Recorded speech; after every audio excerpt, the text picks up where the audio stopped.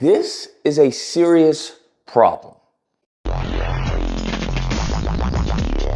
Oh my goodness. So there is this video of Sneako and a bunch of kids. And these kids are treating Sneako as like a celebrity. And they're like, oh my God, Sneako, Sneako, Sneako. And they're saying a bunch of things about women like F women, screw women, stuff like that. A bunch of egregious, edgelords things. And Sneako is taken aback and he tries to downplay and yada, yada, yada.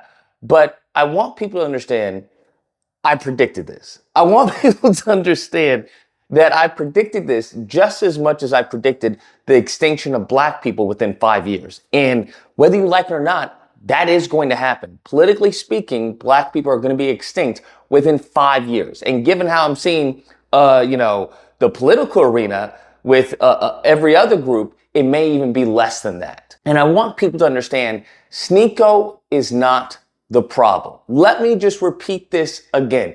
Sneako is not the problem. There will always and have always been people like Sneako. There have always been people like that. Just like there's always been, Cuckoo for Cocoa Puffs people talking about, hey, I'm a cat, I'm a dog. They are not the issue. What is the issue is normalizing said behavior. That is the issue. Because back in the day, let me give you an example. Back in the day, you would have parents, obviously you have parents now who may not be able to raise their children all the time, who may not be able to be there all the time because they have to work for, to pay the bills, okay, to put food on the table. They may not be in such a privileged position to stay at home.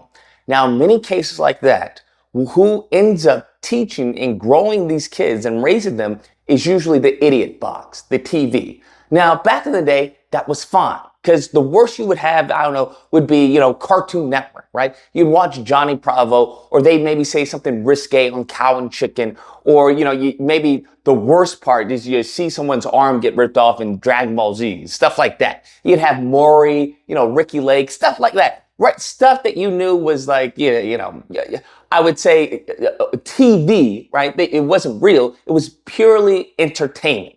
I mean, the worst you'd have is Jerry Springer. It's like some stuff, you're like, okay, we're not watching that. Things like that, you still knew good from bad. You knew that was, okay, that's acceptable, that's not acceptable. Now, the whole moral compass is completely all over the place. There is none.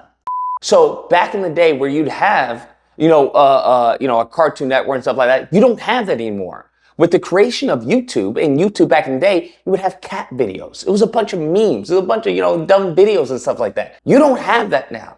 Now you have people like Sneako. That's what you have. Now you have people like Andrew Tate. That's what you have. And before, it wasn't that big of an issue because you would have these kids who had a normal upbringing, and then later on in life, they come across like an Andrew Tate or a Sneako and stuff like that. And, they would turn into the manosphere, as I call it, the bussy sphere, because the manosphere always leads you to bussy. It'll never lead you to woman. It leads you to a path of loneliness and bussy. That's what it leads you to 10 out of 10. These kids would have a normal upbringing, and then later on in life, they would come to find out, oh, that's not true. Women don't want this, and rah, rah, rah, rah, rah, rah, rah. And due to their negative interactions with women, that would cause them to be, hardened. And they would come around other hardened people. Now, we would usually, say those guys are losers. That's just who they are. You guys are a bunch of losers. That's, it is what it is. Don't blame women because you have no game. Bunch of losers. Now they are getting them as children. So they're not even getting a fair start. They're getting them as kids. And they're enforcing this propaganda to them, which is not going to positively impact us as forget as far as the world as a country right now. Because as you can see, the birth rates are declining overall. And the more you have, simpletons and this absolute, just poison affecting the kids, you then have to look into account for the parenting. Here's the issue. You can be an amazing parent. I don't care. You can say, hey, don't do this. This is bad. This is good. Have a great upbringing. The problem is that now you have to worry about social proof. And as I said before, social proof was never an issue, or wasn't it such an extreme issue as it is today. And the whole concept of social proof is just imitating and copying other people's behavior, which is accepted behavior. Okay? When in Rome, do as Rome does, right? Do as the Romans do. Now, when you have a bunch of kids who don't have good parents and who's not filtered as what they can watch, what they can't watch, where they can go, where they can't go. And there's always been parents like that. You have to understand. There's always been parents who have just been lax with the rules. Hey, you can go wherever you want. I don't care. Yeah, have fun, blah, blah, blah. But now these kids are watching such material. And if you get enough of those kids to watch such material, well, guess what? Even if your kid has been raised properly, they're going to want to fit in. They're not going to want to be alienated in class. They're not going to want to be alienated, on the playground, in school. That's not what they're going to want to do. So naturally, what every kid does, they're going to want to be a part of the group. And if a part of the group is, looking at Sneako videos or looking at Andrew Tate, we have a problem. You have a problem. It's as simple as that. So when I see someone like a Sneako or someone like an Andrew Tate, when I see them, go bye-bye, that is a blessing. Because I know people want to scream censorship, censorship. It's always, the right who are constantly crying about censorship. And the issue is, it's this duality. It's this hypocrisy, this almost schizophrenic bipolar take. Because everyone, and I agree, everyone likes censorship. We do. There are certain things you do not want your child to see. There are certain websites you do not want your child to go to. There are certain words you do not want your child to say. Hey, don't say that. That's a bad word. That is censorship. The issue is not censorship because we all take part in censorship. So when it comes to the right, talking about, Andrew Tate and, they're attacking Sneako and censorship. No, absolutely not. There are things in certain topics, just as the right doesn't want, the alphabet in schools, that is a form of censorship. Just like the right doesn't want, as far as certain topics on sex ed taught to kids in schools, that is a form of censorship. What we have to agree upon as a society is what form of censorship is going to be beneficial to us as a society, as a collective moving forward. That's what we need to understand. So when it comes to a Sneako, when it comes to a Tate, I have no problem with that because that is going to cripple our youth, as we can see with grown men. We have grown men who don't know how to talk to women, who are constantly blaming or deflecting. It's the black woman, it's this, is that, constantly blaming everyone else but themselves.